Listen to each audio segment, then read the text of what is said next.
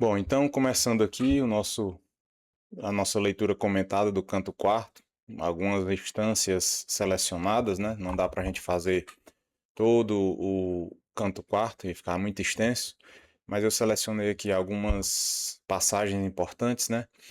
E só a título de revisão, né? Para a gente não perder o contexto, o canto 3 trata do encontro de Vasco da Gama com o rei de Melinde, né? É o primeiro reino em que a frota portuguesa é bem recebida, né? Eles foram atacados em Moçambique, em Mombaça, em Quiloa e foram subindo na costa africana, né? Na costa oriental africana, foram em direção norte até chegarem a Melinde. E lá o rei os recebeu bem, né? E pediu, né? Pediu para que o Vasco da Gama contasse para ele de onde eles vinham, a que rei eles respondiam, né, com tanta obediência, depois de tantos meses navegando, ainda continuavam obedecendo, e o rei de Melinde percebeu isso quando pediu para o capitão descer em terra, né, e ele disse que por obediência ao rei, Dom Manuel, ele tinha ordens expressas de não descer em terra em pontos intermediários, né, antes de chegar nas Índias. E o rei de Melinde se admirou de tal obediência e pediu para que ele contasse, né? Pois me conte de onde você vem e que rei é esse que você tem tanta obediência. E o Vasco da Gama começou a contar essa história no canto terceiro, né? No canto terceiro. E ele fala lá, né, que ele faz toda aquela introdução retórica, né? Assim que melhor seria que outros cantassem, né, ou contassem as suas próprias glórias. Mas como o rei pedia, né, ele ia obedecer, o rei de Melinde. E ele começa a falar, né, e ele diz lá, né, primeiro tratarei da vasta terra e depois da sanguinosa guerra. Ou seja, naturalmente, né, a gente conta as histórias primeiro de onde a gente vem, qual a nossa origem, né, o local de onde a gente vem e tudo mais. Ele explica toda a Europa, né, desde a Rússia, passando por toda a Europa, desde do Oriente Médio, na verdade, da Terra Santa, né? Vai para Bulgária, Macedônia, Grécia, Rússia, é, Alemanha, França, passa pela Escandinávia, todos os países, Suécia, Noruega, Dinamarca, tudo isso, é uma riqueza enorme, né? Essa descrição dele lá. E ele trata a Europa como uma pessoa, né? E a cabeça dessa pessoa, né? Seria dessa mulher, né? Seria a Península Ibérica, né? E a gente até faz essa analogia mesmo, né? Porque tem um estreitamento entre a França e a Espanha, né? Que é por isso que ela é chamada de península, que é quase uma ínsula, quase uma ilha, né? E dividida pelos montes Pirineus, né?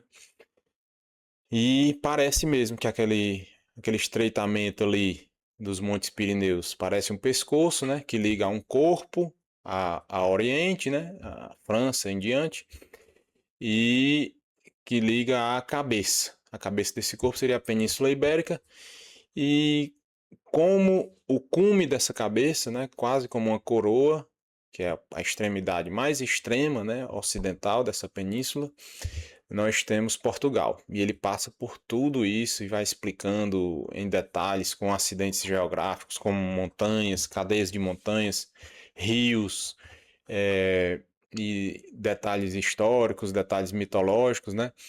Então ele vai explicar toda essa geografia europeia, né? E em seguida ele vai falar da sanguinosa guerra, ou seja, da origem histórica do povo de Portugal, né? E começa lá desde antes do Império Romano chegar à Lusitânia, né? A Península Ibérica, e fala do Viriato, que teria sido o primeiro lusitano que teve alguma liderança, né? Tentando resistir ao jugo do Império Romano e que só foi vencido por ser traído pelos seus próprios pares, né? Vamos dizer assim. E depois ele vai passando, né? Até chegar à formação do condado portucalense, né? Que foi dado ao conde de Borgonha, conde Henrique de Borgonha, se não me engano. E nessa sequência familiar, ele passa esse condado portucalense à sua filha, e ela tem um filho, por sua vez, que se chama Afonso, né? Afonso Henriques, Afonso, neto de Henrique, né? E esse Afonso vai ser o primeiro rei de Portugal que começa a expulsar os mouros, né, que haviam invadido a Península Ibérica no ano de 711, né? 711. E ele continua essa história toda, né, passando pelos primeiros reis de Portugal, pela primeira dinastia real de Portugal, que é a dinastia de Borgonha, porque a origem desse Afonso Henriques e desse Dom Henrique era nessa região da Borgonha, lá na França. E ele passa por todos os primeiros reis dessa dinastia, né? O rei Dom Afonso Henriques, Sancho I, Afonso II, Sancho II, não nessa sequência cronológica, né? E Afonso III e Afonso IV, que foi um rei importante, né? Que praticamente concluiu a expulsão dos mouros de Portugal, né? E foi até Castela, que não existia a Espanha ainda, né? Mas o reino de Castela, que era o maior reino dentre os pequenos reinos que se juntaram depois para formar a Espanha, né? As Astúrias, a Galícia, a Andaluzia e deixa eu ver como Aragão, né? Todos esses reinos menores se juntam a Castela, que era o maior deles, e formam a Espanha posteriormente, né? Bom, e o rei Afonso IV de Portugal, por ter a sua filha como rainha da Espanha, ela tinha se casado com o rei da Espanha, ele foi ajudar ao reino da sua filha, né, a expulsar os mouros. E depois disso, ele volta para Portugal, e aí o canto terceiro finalmente termina com praticamente termina com o episódio de Inês de Castro, né? Que esse rei, que foi tão próspero em vitórias militares, voltou a sua espada de aço fino, como diz o próprio Camões, contra uma dama, né, fraca e sem força, também como diz Camões, lá nas últimas estrofes do canto terceiro. E o canto terceiro termina mesmo quando o Dom Pedro, filho de Afonso IV, vira rei de Portugal. Dom Pedro I de Portugal, né, que tinha casado escondido, né, com Dona Inês de Castro, toda aquela celeuma lá que a gente não tem como se estender aqui. E Dom Pedro, quando vira rei, vai procurar os assassinos da sua amada, né, Inês de Castro. Consegue, através de tratados diplomáticos com o rei de Castela, consegue fazer trocas, né, de prisioneiros. Alguns prisioneiros castelhanos que estavam em Portugal são deportados, e em troca o rei Dom Pedro I de Portugal consegue capturar 2 dos 3 algozes da sua esposa, né? E aí termina o canto terceiro dessa forma, né? Com o reinado de Dom Pedro I de Portugal, que tem o seu filho, chamado Dom Fernando, que assumiu o reinado de Portugal e foi muito fraco, teve um envolvimento com uma mulher casada, Dona Leonor Teles, e cedeu aos caprichos dela, e o reino estava indo de água abaixo, porque para ceder aos caprichos de Dona Leonor Teles, o rei Dom Fernando acabou dando espaço administrativo para muitas pessoas que eram mais voltadas até mesmo à Castela do que aos interesses de Portugal, né? E vendo esse risco de o reino perder a sua soberania, a sua autonomia, o povo mesmo se revolta contra o rei Dom Fernando, e mas ele não chega a ser deposto, né? Ele morre em 1383. 1383. E quando ele morre, acontece essa crise sucessória, essa complicação de pessoas ligadas à Castela e tal, e o povo mesmo pede um novo rei, né? E esse rei será o Dom João I. E é aqui que começa o canto quarto, né? Aqui que começa o canto quarto dos Lusíadas, onde ele vai mostrar o começo dessa dinastia de Avis, né? A transição da dinastia de Borgonha, a qual pertencia Dom Fernando, o último rei, e começaria uma nova dinastia, que é a dinastia de Avis, com Dom João I em 1385, como a gente vai ver agora no canto quarto. Então, finalmente nós chegamos ao canto quarto, né?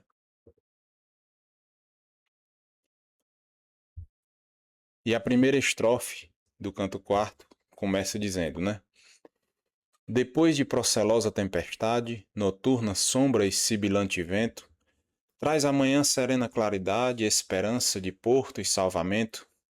Aparta o sol a negra escuridade, removendo o temor ao pensamento. Assim no reino forte aconteceu, depois que o rei Fernando faleceu. Então, o rei Dom Fernando faleceu dia 20 de outubro de 1383, né? Então ele usa esses termos aqui, né? Depois de procelosa tempestade, né? Que em português pode ficar um pouco esquisito, né? Ou redundante, ou pleonástico, né? Por quê? Porque procela é uma chuva intensa com vendo uma tempestade, né? E tempestade é tempestade em português, né? Então seria como se fosse uma tempestade tempestuosa, né? Então poderia soar um pouco redundante, né? Só que a gente tem que sempre lembrar, que é o que eu costumo sempre lembrar aqui nessas minhas leituras comentadas, é que Camões não estudou português. Ele estava, na verdade, fundando a língua portuguesa, né? Com os Lusíadas. Então ele pegou centenas e centenas de palavras do latim, que era a língua que ele estudou, né? Era a língua que ele havia estudado, e tentou transpô-las para a ortografia e a forma como o português falava e escrevia, né? De forma muito incipiente. Então, tempestade, né, que vem do latim tempestas, tempestatis, quer dizer tempo, ocasião, um tempo propício. Então, ou uma situação temporal específica, né? Então, aqui ele está dizendo, na verdade, que depois de um tempo proceloso, ou seja, de um período conturbado por procelas, né? Por essas tempestades, né? Essa noturna sombra, né? Ou seja, a escuridão tem essa simbologia natural de falta de esperança, de desconhecimento do futuro, o que é que vai acontecer, né?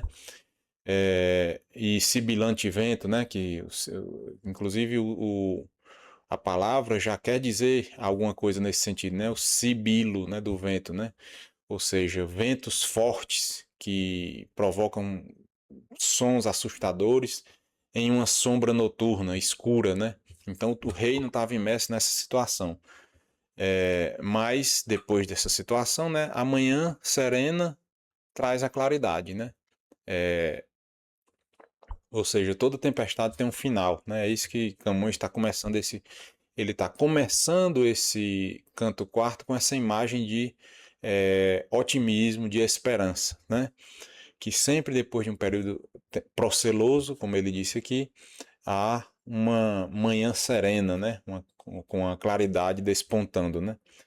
Então o sol vem e aparta, ou seja, separa, manda embora a negra escuridade, né? Ou seja, a negra escuridão. Então o sol vem trazendo essa luz na manhã serena, e isso aconteceu no Reino Forte, né? Depois que o rei Fernando faleceu. É isso que a primeira estrofe nos diz, né? E a segunda continua, né? Porque se muitos nossos desejaram quem os danos e ofensas vá vingando, naqueles que tão bem se aproveitaram do descuido remisso de Fernando, depois de pouco tempo alcançaram, Joane sempre ilustre levantando, por rei como de Pedro único herdeiro, ainda que bastardo verdadeiro. Então, veja só, é, quem os danos e ofensas vá vingando naqueles que também se aproveitaram do descuido remisso de Fernando. Ou seja, o Fernando era remisso e descuidado com as coisas do reino, né? E muitos se aproveitaram disso, né? Muitos se aproveitaram disso. Mas quando ele faleceu, muitos dos nossos, ou seja, muitos dos portugueses, desejaram vingar-se dessas pessoas, né? Que cometeram barbaridades administrativas, injustiças contra os portugueses, né? E aí, depois de pouco tempo, alcançaram Joane, ou seja, João, a forma arcaica de escrever o nome João, né? Sempre ilustre. Por que sempre ilustre? Porque Dom João era mestre da Ordem de Avis. A Ordem de Avis era uma das ordens de cavaleiros religiosos, né? Então, existia a ordem de Cristo, né? Que é basicamente a herdeira da Ordem dos Templários em Portugal. Aí existia a Ordem dos Cavaleiros Templar, a Ordem dos Cavaleiros de Malta, a Ordem dos Cavaleiros de Calatrava, e existia a Ordem de Avis, né? A Ordem de Avis, e o mestre da Ordem de Avis era esse Dom João. Dom João era filho de Dom Pedro I de Portugal, ou seja, o rei, mas ele era filho bastardo. Filho de Dom Pedro com, acho que Dona Teresa da Galícia, né? Ou seja, era uma mulher galega. Então, como rei, como filho do rei, apesar de bastardo, ele obteve vamos dizer, essa benesse, né, de ser mestre dessa ordem militar, ou seja, um cargo importante. Como aconteceu, né, como acontecia com frequência, né, no nosso caso aqui, do nosso Dom Pedro I do Brasil, uma de suas filhas, né, foi concedida a ela o título de, se não me engano, era Duquesa de Goiás, ou era Marquesa de Goiás, não estou lembrando exatamente o título agora. Mas o fato é que esses filhos bastardos, quando apareciam, né, também não eram abandonados e deixados à míngua, né, pelos seus pais. E obtinham algumas benesses nobiliárquicas, vamos dizer assim, né. E o fato é que mesmo ele tendo obtido esse cargo, né, esse título de mestre da Ordem de Avis, Dom João, ele se destacou como um homem virtuoso, né? Um virtuoso, um homem de fé, um homem com uma visão administrativa, com uma visão política dentro da ordem, né? Afinal, ele tinha que coordenar e administrar e conduzir todos esses membros dessa ordem, né? E o fato é que nesse momento da morte do rei de Portugal, Dom Fernando, nessa confusão de dinastia, de transição dinástica, né? O próprio povo procurando dentre os descendentes do rei Dom Pedro, né? Ainda mantendo uma linhagem real, uma linhagem de sangue, né? Viram como a solução alçar o Dom João Mestre de Avis como rei de Portugal, né? E assim o fizeram, né? Então, por isso que disseram aqui, né? Alevantando por rei, como de Pedro único herdeiro, ainda que bastardo verdadeiro. Bom, era bastardo, mas verdadeiro filho de Dom Pedro, né? Primeiro de Portugal. Então ele tinha essa linhagem real garantida, né? E aí nós vamos prosseguindo aqui. A gente dá alguns saltos, porque vai falar detalhes de históricos, né? Que a gente pode pesquisar depois, mas que prolongariam muito a nossa exposição aqui, né? E o grande feito aqui de Dom João vai ser justamente a manutenção da sua soberania do Reino de Portugal, né? Que vai ser ameaçada pelos castelhanos, né? Ou seja, pelos seus vizinhos, né? Os vizinhos castelhanos, por serem maiores e mais poderosos, né? Sempre tinham demonstrava esse interesse de anexar Portugal como parte do seu reino, né? Mas Portugal tinha sua origem diferente, sua língua diferente, seus símbolos nacionais diferentes, né? Então, assim, era impensável para Portugal ser anexado por Castela, né? Eles se consideravam um povo autônomo. E nesse momento crítico aqui, né, de 1383, final de 383, ano de 1384 e começo do ano de 1385, foi essa crise dinástica, né? E nesse sentido a gente chega à instância 17, né? E vamos continuando aqui, né? Na 17 ele diz assim: com quem foram contínuos sopeados estes, de quem o estáis agora vós, por Diniz e seu filho sublimados, senão com os vossos fortes pais e avós? Pois se com seus descuidos ou pecados, Fernando em tal fraqueza assim vos pôs, torne-vos vossas forças o reino vosso, se é certo que com rei se muda um povo. Então, aqui é porque eu não acabei não falando quem tá dizendo essas palavras, né? Que é o Nuno Álvares Pereira, né? Que é um dos braços, é o braço direito do rei Dom João I, né? Nuno Álvares Pereira era um homem também virtuoso, militar de valor, e que no final da sua vida vai morrer como um religioso, né? Ele vai abrir mão de seus bens e vai se enclausurar no mosteiro e vai morrer como um frade religioso e depois vai ser canonizado pela Igreja Católica. Então ele é um santo canonizado da Igreja Católica, né? Nuno Álvares Pereira, o Condestável. Esse título era o título de Portugal como chefe dos exércitos, de todos os exércitos, né? Como fosse o nosso ministro da guerra atualmente, vamos dizer assim, né? Então, ele estava, aqui na instância 17 em diante, ele estava falando para os nobres portugueses, incitando-os a mover guerra contra Castela para preservar a soberania portuguesa, né? E ele começa a dizer aqui, né? Como é que vocês foram sopesados, né? Ou comparados por Dom Dinis, que foi um dos reis muito importantes no início da dinastia de Borgonha, um dos mais importantes, né? Que criou a Universidade de Coimbra, só para citar um dos seus feitos, né? E também que foi responsável por aumentar e gerir os pinhais de Leiria, né, que ele fez umas políticas de preservação dessas florestas, né, que viriam a ser os pinhais de Leiria, os pinheiros de Leiria, né, seriam utilizadas essa madeira para construir as frotas de Portugal, para singrar os mares e descobrir os novos mundos, né?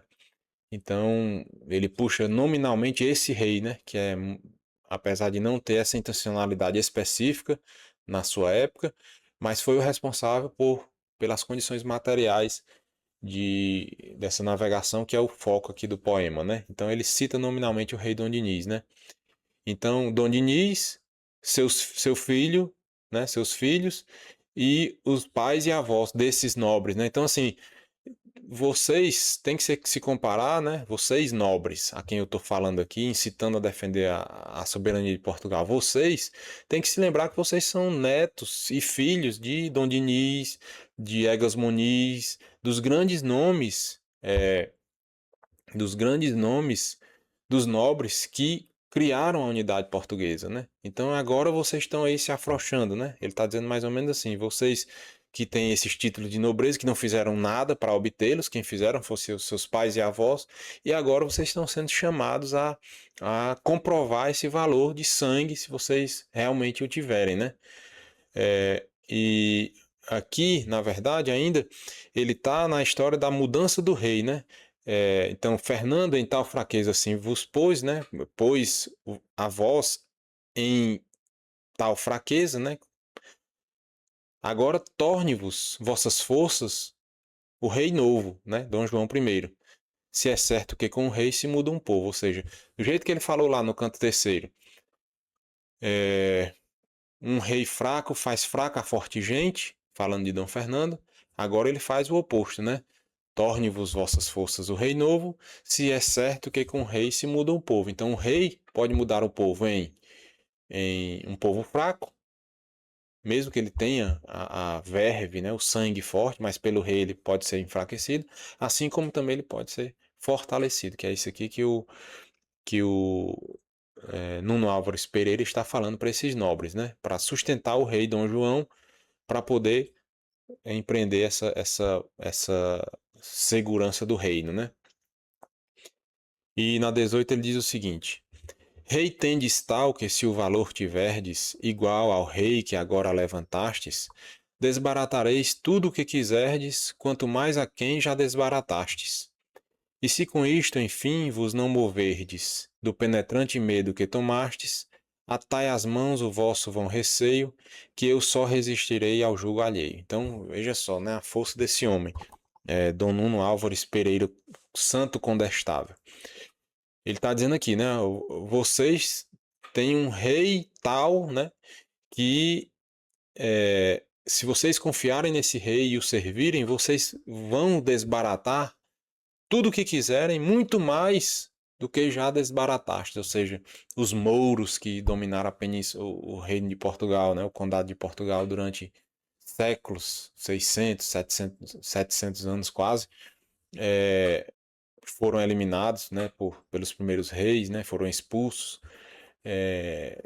Guerras contra Castela também que já haviam acontecido. Então, tudo isso que vocês já fizeram, vocês podem fazer muito mais se submeterem, sustentarem e colaborarem com esse novo rei que tem tanta força, né, que tem tanto valor. Se vocês tiverem o valor igual ao rei que agora levantastes, vocês poderão fazer obras muito maiores, né? Então aqui a gente vê essa exortação muito forte de Nuno Álvares Pereira, né? E no final ele diz: se mesmo isso tudo que eu falei, né, a sua origem sanguínea, a vossa origem sanguínea, a força do rei, né, que está nos capitaneando agora, se nada disso vos moverdes, né, do penetrante medo que tomastes, né, ou seja, por tanto medo que vocês estão de morrer, de perder suas posses, de entrar em guerra, vocês estão com tanto medo que nem a lembrança dos seus antepassados, nem a força do atual rei são capazes de movê-los a sair da inércia, né? Atai as mãos a vosso vão receio, ou seja, amarrai as vossas mãos e fiquem aí, né? Fiquem aí, presos no seu receio vazio, né? Vão quer dizer vazio, né? No seu receio vazio, que não tem substância, né? Que eu só resistirei ao jugo alheio. Então, vocês fiquem todos aí, eu sozinho resistirei ao jugo alheio, ou seja, ao jugo de Castela, né? E aqui a gente vê nessa imagem um monumento de Dom Nuno Álvares Pereira, né? Vizinho ao Mosteiro da Batalha. Aí tá só uma parte do mosteiro lá, uma igreja enorme, né? Inclusive é inacabada, ela não foi concluída totalmente. Que relembra essa época em que Nuno Álvares Pereira guiou esses homens em batalha, né? E o nome desse mosteiro chama-se Mosteiro da Batalha, né? Em referência a isso aí. E na instância 19 ele diz assim, ainda continua Nuno Álvares Pereira. Eu só, com meus vassalos e com esta, e dizendo isto arranca meia espada. Defenderei da força dura e infesta a terra nunca de outrem sojugada. Em virtude do rei, da pátria mesta, da lealdade já por vós negada, vencerei não só estes adversários, mas quantos a meu rei forem contrários. Então o homem era uma oratória imponente, né? Eu só com meus vassalos e com esta, aí puxa a espada, né? Só a metade, tira só a metade da espada da bainha, né? Defenderei da força dura e infesta, ou seja, infestos no latim quer dizer adversário, não favorável, né? Defenderei, né, a terra que nunca tinha sido subjugada antes, né, por ninguém, pela força do rei, a pátria mestra, da lealdade por vós negada, né? Ou seja, se vocês estão negando a lealdade, eu mantenho a minha lealdade, né? Vencerei não só estes castelhanos aí, mas quantos ao meu rei forem contrários, né? Quantos aparecerem, eu vou desbaratar, né?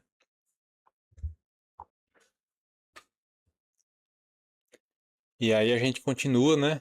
na instância 21, depois desse discurso inflamado, né, de Dom Nuno Álvares Pereira, finalmente ele consegue o que ele queria, né, que é justamente o intento da retórica, né, que era uma arte liberal que Camões estudou, né, fazia parte do currículo lá da escola que ele estudou lá em Coimbra, né, que era gramática, retórica e a dialética, né, as primeiras três artes liberais. E dentro da retórica, ela tem algumas características, né? Uma delas é ser bela, né? É a arte de bem dizer, né? Ou seja, dizer bem, falar bem, belamente, né? Com o intuito de convencer, né? Convencer a quem você fala e mover aquela pessoa que foi convencida a fazer algo que te interessa, né? Então, Dom Nuno Álvares estava o quê? Ele estava querendo que as pessoas se juntassem a ele, né, os nobres e seus vassalos, né, se juntassem a ele no exército para expulsar os castelhanos. Então ele fala de forma eloquente, né, de forma grandiloquente, como é a palavra que o Camões usa algumas vezes, e convence aqueles nobres, né, e os move finalmente a sua ideia, né. Então a gente chega aqui à instância 21, né. Destarte a gente força e esforça Nuno, que com lhe ouvir as últimas razões, removem o temor frio e importuno que gelados lhe tinha os corações. Nos animais cavalgam de Netuno, brandindo e volteando arremessões, vão correndo e gritando a boca aberta, viva o famoso rei que nos liberta, né? Então, olha só que beleza, né? Desta forma, né, destarte, a gente força e esforça Nuno, né? Força, ou seja, empurra, né, impele, né, e esforça, com mais esforço ainda, né, com argumentos e palavras e gestos e impostações de voz e tudo que a linguagem é, falada e expressada, né, corporalmente tinha, né, ele deu o máximo de si, né, e essas pessoas, ao lhe ouvir as últimas razões, removem o temor frio e importuno que gelado lhe tinha os corações, né? Ou seja, o medo, aquele medo que o Nuno Álvares percebeu, né? Tinha gelado o coração desses nobres, né? E do povo, né? E o coração é tido como, não é só o órgão, o coração, né? Mas o centro da vontade, né? Da força, do ímpeto de agir, né? Tanto que ele fala também de peito, né? O peito ilustre lusitano, né? Cantarei o peito ilustre lusitano. O peito é esse ímpeto, essa vontade forte de agir segundo as suas convicções, né? Então, esses corações que tinham sido gelados pelo medo, né? Após ouvir essas últimas considerações, eles perdem esse gelo, né? E criam força e ânimo para defender o rei e seu país, né? Seu reino, né? E já nos animais cavalgam de Netuno, ou seja, cavalgam nos animais de Netuno, né? Que são os cavalos, né? A origem mitológica dos cavalos é atribuída ao deus dos mares, Netuno, né? Que apesar de ser um animal terrestre, né? Assim, o deus Netuno os teria retirado, né? De forma mitológica. E a gente pode entender, né, que o cavalo tem uma semelhança, né, com o mar, né? O cavalo ele tem essa força, né, uma força importante, né, muito intensa, mas que se for aproveitada essa força, né, de forma racional, né, ela ajuda ao ser humano, né? Então o cavalo é um animal que foi logo percebido como um grande auxiliar do ser humano, né? E para atividades mais nobres, né? Não tanto para puxar carroças, né, ou puxar arados, nada disso, né? O cavalo sempre foi usado em atividades mais nobres e elevadas, né? Como batalhas, né? E transporte dos reis e tudo mais. É um animal bonito, né? Assim como o mar é bonito, é um animal grande, né? Assim como o mar é grande. Quando ele corre, né? Quando ele está no auge da sua atividade, ele se move de forma ondulante, né? Como o mar, as suas crinas, as suas caudas, né, formam esses movimentos ondulantes, né, e harmônicos, né? Diferente. Um boi correndo é um animal desajeitado, né? Um carneiro correndo é um animal desajeitado. Então, esses animais não se parecem com o mar.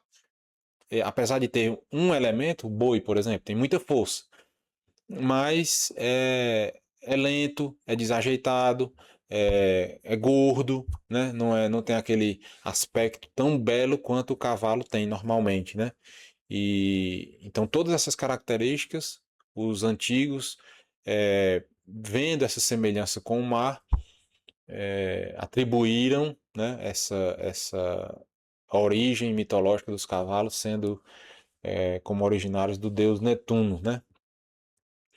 Ou Poseidon, né, no grego. Então, nos animais cavalgam de Netuno, brandindo e volteando arremessões, né? Arremessões são aquelas lanças, né? Que eles lançavam contra os seus inimigos, né? Então vão brandindo, fazendo barulho e volteando, né? Fazendo movimentos de empolgação, né? E gritando, né? Viva o famoso rei que nos liberta, né? Agora sim, agora sim, o povo se uniu em torno de um homem virtuoso, que era Dom João I, e agora sim o reino estava pronto para resistir à invasão dos castelhanos, né? E na 22 ele continua, né? Das gentes populares, uns aprovam a guerra com que a pátria se sustinha, uns as armas a limpam e renovam, que a ferrugem da paz gastadas tinha. Capacetes estofam, peitos provam, armas-se cada um como convinha, outros fazem vestidos de mil cores, com letras e tensões de seus amores. Então ele está mostrando aqui a preparação do exército, né? Muito bonita, né? Essa estrofe, né? As armas a limpam e renovam, que a ferrugem da paz gastadas tinha, né? Quer dizer, a paz conquistada, né? A duras penas pelos grandes nobres anteriores, estava enferrujando as armas, né? Ele dá essa figura para a gente perceber como é que era essa paz, né? Estofam os capacetes, né? Ou seja, os capacetes que eram de metal, né? Eles começam a estofar novamente porque iam ser usados, né? Os peitos provam, ou seja, aquela parte peitoral das armaduras que, por estarem guardadas há muito tempo, já não se sabe se ainda serviam para eles, né? E eles estão provam, ver se tá tudo direitinho, né? E arma-se cada um como convinha, né? Cada um com sua arma, né? Alguns arqueiros, outros lanceiros, outros com espada, etc, né? E uns fazem com vestidos de mil cores, com letras e tensões de seus amores, né? Que cada soldado colocava alguma insígnia, alguma escritura nas suas armas, né? Nas suas armaduras, ou das suas amadas, né? Ou de outras significações, né? Para si próprios, né? Ou uma cruz, ou o que seja, né? Que fosse que tivesse valor real para aquele soldado, porque ele sabia que ele estava indo em direção à morte, né? Então ele tinha que levar na sua indumentária, né? O que lhe fosse mais caro, né? Que é como o Ortega Garcés diz, né? Um filósofo espanhol, ele dizia, né? As únicas ideias que verdadeiramente valem são as ideias dos náufragos, né? Quer dizer, quando você tá, seu navio naufragou, você tá preso só um pedaço de madeira boiando no mar, as únicas coisas em que você acredita nesse momento é que são as ideias realmente valorosas, né? Quer dizer, se você nesse momento de contato íntimo e bastante previsível com a morte, aquelas ideias que ainda persistem no seu coração são as que têm real valor, né? Isso que ele está falando das gentes populares, ou seja, primeiro ele fala dos nobres e agora dos populares, ou seja, das pessoas que vão também participar da guerra, né? 26. Estavam pelos muros temerosas e de uma alegre medo quase frias, rezando as mães, irmãs, damas e esposas, prometendo jejuns e romarias. Já chegam as esquadras belicosas defronte das amigas companhias, que com grita grandíssima os recebem e todas grande dúvida concebem, né? Então ele fala aqui das mulheres agora, né? Das mães e das esposas desses soldados, né? Desses nobres e populares soldados, né? Ou seja, ali na guerra, todo mundo está sujeito à morte, né? Então, é, as mães e as esposas rezando, né? Prometendo jejuns e romarias, ou seja, penitências, para que a causa dos seus esposos fossem, e filhos, né? Esposos e filhos fossem alcançados, né? E elas estavam pelos muros, né? Pelas muralhas ali, olhando de longe, porque existia essa proteção contra a agressão que podia ser feita contra as mulheres, né? Ficavam os idosos, as crianças e as mulheres resguardadas na cidade murada, né? E os homens iam para a guerra, né? Quando chegam as esquadras belicosas, né? Ou seja, esquadra, aqui ele faz uma figura, né? Esquadra de navios, né? Mas imagine, chega aquele mar de soldados castelhanos, né? Finalmente em marcha, né? Parecendo um mar de gente mesmo, né? Parecendo uma esquadra de navios de guerra chegando contra eles, né? Contra as amigas companhias, né? Ou seja, eles são meus inimigos, né? Os castelhanos. Nós somos as amigas companhias, né? Portugueses, né? Que com grita grandíssima os recebe, ou seja, quando eles avistam os castelhanos chegando, gritam com aqueles gritos de guerra para intimidar e se mostrar confiantes que, mesmo sendo poucos, porque o exército português era muito menor do que o exército castelhano, mas que ele estava pronto para batalhar frente a frente, né? E todas grande dúvida concebem, né? Ou seja, as mulheres, né? Concebem essas dúvidas, né? O que será que vai acontecer com nossos filhos e esposos, né? E então nós continuamos, ele vai descrever a Batalha de Aljuba Rota, né? Que foi uma batalha que é um divisor de águas em Portugal, né? Batalha de Aljuba Rota, né? Que a gente foi uma batalha que ocorreu dia 14 de agosto de 1385, né? Em que os portugueses conseguiram milagrosamente, né, vencer os reis, né, os exércitos castelhanos, e aí sim foi a soberania portuguesa ficou inquestionável, né? E aí ele vai descrever a batalha em si, né? Que ele tem essa capacidade de falar dos acontecimentos épicos, né? E líricos nos Lusíadas, né? A gente acabou de sair aqui do final do Canto Terceiro com um dos episódios líricos mais bonitos, né? Da história da literatura universal, que é o episódio de Inês de Castro, né? E agora ele vai para um relato épico, né? Que é as guerras, as batalhas. Então, e ele tem essa capacidade de transitar entre esses dois grandes gêneros literários com muita maestria e com muita desenvoltura, né? Então vamos ver aqui como é que ele descreve a guerra, né? Deu sinal a trombeta castelhana, horrendo, fero, ingente e temeroso. Ouviu o monte Ártabro e Guardiana, atrás tornou as ondas de medroso. Ouviu o Douro e a terra transtagana, correu ao mar o Tejo duvidoso, e as mães que o som terrível escutaram, aos peitos os filhinhos apertaram. Né? Muito bonito, né? Então, assim, a batalha tem o primeiro sinal de começar, né? Que é a trombeta castelhana, ou seja, o exército grande era o exército de Castela. Era o exército atacante, que queria anexar aquele território de Portugal. O exército português era pequeno e era um exército de defesa, de preservação da sua soberania. Então a trombeta que soou foi tão horrenda, né? O som foi tão forte, horrendo, ingente, ou seja, grande demais, imensurável, né? Ingente quer dizer isso. E temeroso, ou seja, que provocava medo, né? Em quem ouvisse, né? Ouviu o Monte Ártabro, né? Que seria uma montanha distante aí, que eu não sei qual é, mas a ideia é essa. O Guadiana é um rio, né? Que tornou as ondas de Medroso, ou seja, ficou tão assustado que as ondas do rio Guadiana voltaram, né? Como se o rio tivesse voltado ao seu fluxo normal, né? Ouviu o Douro, ou seja, o Rio Douro, né? Que corta, que termina lá no Porto, lá no norte de Portugal. E a terra transtagana, né? Ou seja, a terra após o Rio Tejo, né?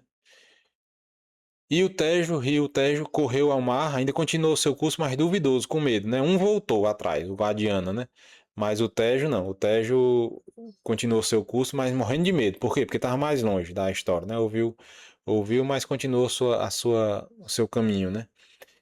E as mães, que o som terrível escutaram, aos peitos os filhinhos apertaram. Ou seja, as crianças que ficaram com as mães dentro da cidade murada, elas apertavam no seu peito com medo de perder seus filhos, seus esposos, né? E aquelas crianças se tornarem órfãs, né?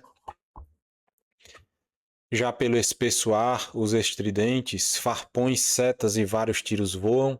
Debaixo dos pés duros dos ardentes cavalos treme a terra, os vales soam.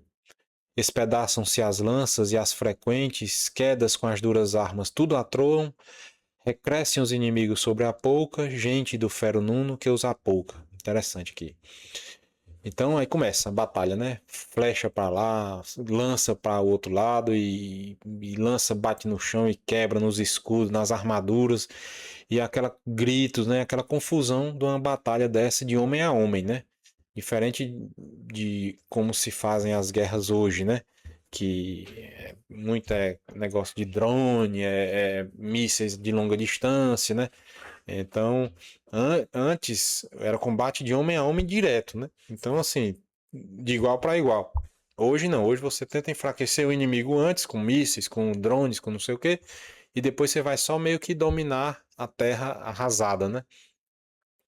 Farpões, né? Ou seja, lanças, setas, flechas, né?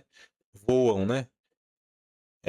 Os cavalos tremem a terra, né? Debaixo dos pés, com as suas patadas, né? Seu peso.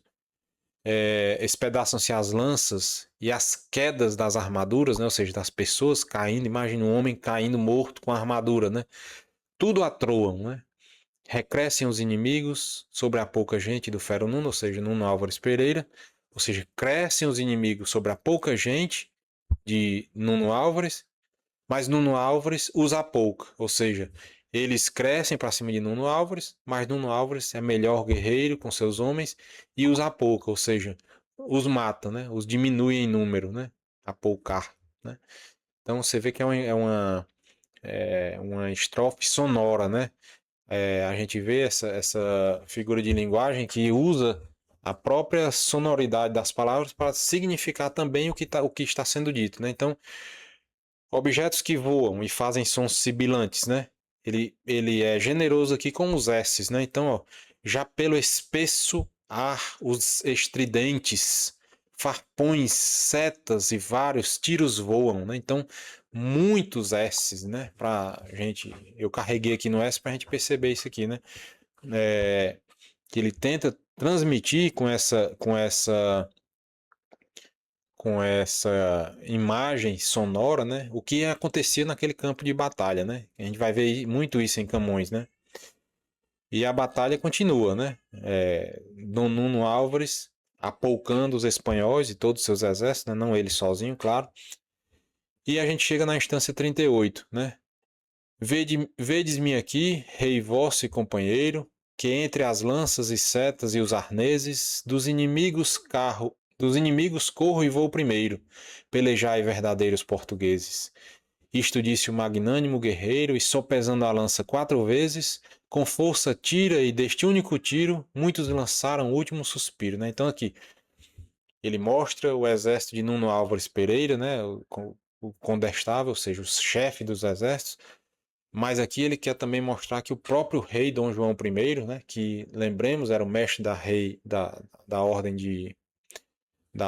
de Avis, ou seja, ele era um cavaleiro guerreiro também e corajoso. Então ele diz aqui, ó, vedes-me aqui, rei vosso e companheiro, né, que entre as lanças e setas e os arneses dos inimigos corro e vou primeiro. Ou seja, esses nobres faziam-se nobres mostrando seu valor na batalha, ou seja, ele ia primeiro na frente das setas, das lanças e dos arneses dos inimigos. Os arneses eram os capacetes, né, de metal. Ou seja, ele não tinha medo, ele enfrentava os inimigos antes mesmo do seu povo, né? Pelejai verdadeiros portugueses. Né? Isto disse o magnânimo guerreiro, e sopesando a lança 4 vezes, quer dizer, a lança ele Sopesar é você medir aqui o peso dela para calcular a distância e a força que você vai aplicar nesse tiro, né? Isso é muito comum nos livros, nas epopeias antigas, que Camões muito se inspirou, né? Na Eneida, né? O Enéas, tem muitos trechos dele que os guerreiros sopesam a lança, balançam 2, 3 vezes, 4, antes de atirar e acertar no seu alvo, né? Como ele faz aqui, até exagerado, né? Com força tira, tira é atira, né? E deste único tiro, muitos lançaram o último suspiro. Ou seja, com um único tiro de lança, Dom João teria acertado 3 ou 4 homens e esses homens foram mortos, né? Lançaram seu último suspiro. 41. Muitos também do vulgo vil sem nome vão e também dos nobres ao profundo, onde o trifalso cão, perpétua fome, tem das almas que passam deste mundo. E porque mais aqui se amansa e dome a soberba do inimigo furibundo, a sublime bandeira castelhana foi derrubada aos pés da Lusitana. Então, a gente pulou alguns estrofes, mas o final da batalha é esse, né? O exército castelhano perdeu, né? Perdeu, e a bandeira castelhana foi derrubada aos pés da Lusitana, né? Então, ele fala aqui também, veja só que o Camões ele exalta todo o povo português, né? Os nobres, o rei e o povo, né? O povo do vulgo vil, ou seja, o povo sem valor monetário, né? Sem nome, né? E também os nobres vão ao profundo, ou seja, o povo e os nobres vão ao profundo, ou seja, aos infernos, né, à morte, né? Onde o trifalsicão perpétua fome, tem das almas que passam deste mundo. O trifalsicão é o Cérbero, que é um Cérbero era um cão de 3 cabeças, ou seja, de 3 fauces. Falx em latim é garganta, né? Então, um cão de 3 gargantas que tem uma fome perpétua de comer, de lacerar essas almas que passam deste mundo, ou seja, que morrem e vão para o inferno, né? Os que morrerem nessa situação. E nesse sentido, com toda essa batalha, o exército português conseguiu vencer o castelhano, né? E na sequência, a gente vai ver aqui que o Camões vai continuar agora, mas agora com uma reflexão sobre a guerra, né? E ele diz na 44, né? Alguns vão maldizendo e blasfemando do primeiro que a guerra fez no mundo, outros a sede dura vão culpando do peito cobiçoso e sitibundo, que por tomar o alheio miserando, povo aventura as penas ao profundo, deixando tantas mães, tantas esposas, sem filhos, sem maridos, desditosas. Destas e outras vitórias longamente eram os castelhanos oprimidos, quando a paz desejada já da gente deram vencedores aos vencidos. Depois que quis o Padre Onipotente dar os reis inimigos por maridos, as duas ilustríssimas inglesas, gentis, fermosas, ínclitas princesas. Então o que acontece? Nessa primeira batalha de Aljuba Rota, os portugueses venceram, né? Mas Nuno Álvares Pereira continuou perseguindo os espanhóis em fuga, né? Porque não fui falar todas as estrofes aqui, né? Então, Nuno Álvares Pereira, no retorno fugitivo dos exércitos castelhanos, Nuno Álvares Pereira vai continuar perseguindo a esses castelhanos. Por isso que ele diz aqui, né? Cadê? Outros sede dura vão culpando. Não, não é isso não. Está aqui na 47. Né? Destas e outras vitórias longamente eram os castelhanos oprimidos, ou seja, da de Aljuba Rota eles foram oprimidos e de outras batalhas, né? Faz essa reflexão, né, de esses fugitivos vão blasfemando e maldizendo aquele que primeiro na guerra fez, né, que primeiro guerra fez no mundo, né? Culpando a sede dura do peito cobiçoso, né, e sitibundo, ou seja, eles culpam que as pessoas fazem guerra por essa cobiça do peito, né, nesse caso aqui já é o peito como uma fonte de uma paixão desordenada, né, da cobiça, e sitibundo, ou seja, inclinado à sede de poder, né, tudo que tem esse sufixo bundo quer dizer inclinado, com pendor, né, e site é sitis, né, do latim que é sede, né, ou seja, aquele que tem um pendor de sede de poder e de cobiça, né?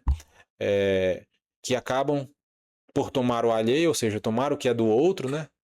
Roubar, né? De uma forma mais explícita. O miserando o povo aventura as penas do profundo, ou seja, e obrigam o povo miserando, ou seja, digno de misericórdia, digno de pena, e esse povo é levado às penas do profundo, ou seja, à morte, né? Então, e deixando tantas mães, tantas esposas, sem filhos, sem maridos, desditosas, ou seja, sem dita, sem alegria, né? E finalmente acontece esse episódio, né, de que a paz é firmada lá em 1411, 16 anos depois da primeira batalha. A paz só foi assinada e definitivamente 16 anos depois, né? Em 1411, quando a paz desejada já da gente deram os vencedores aos vencidos, ou seja, os portugueses deram a paz aos vencidos. Depois que quis o Padre Onipotente dar aos reis inimigos por maridos, as duas ilustríssimas inglesas, gentis, fermosas, ínclitas princesas. Então o que acontece? Existia um duque chamado Duque de Lancaster, que era inglês, que tinha se casado com uma princesa espanhola, castelhana, né? Dona Constança, que era filha do rei Pedro de Castela. Então esse duque estava lá na Península Ibérica, né? Um duque inglês. Ninguém, a princípio, percebe essa ligação, né? E esse duque inglês com Dona Constança teve duas filhas, teve talvez, provavelmente mais filhos, né? Mas essas duas filhas, ele deu por esposas aos dois contendores, né? Rei Dom João I já era aliado dele, ele já tinha dado a sua filha Filipa como esposa de Dom João I, rei de Portugal. Então, Dona Filipa de Lancaster, que depois se transformou no sobrenome português de Alencastro, né? Então, Filipa de Alencastro virou esposa e rainha de Portugal, esposa de Dom João I, né?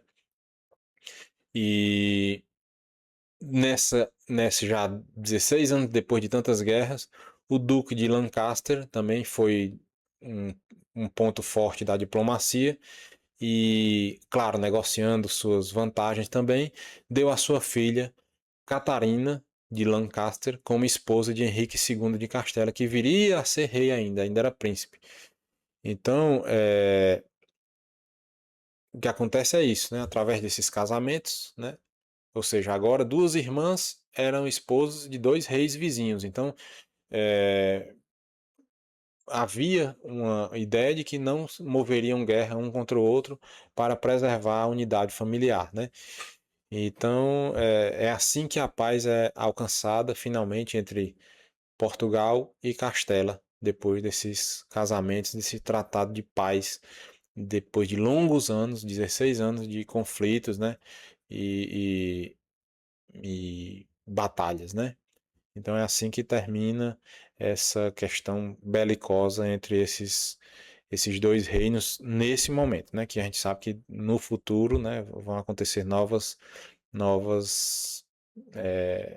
confrontos, novos confrontos, né?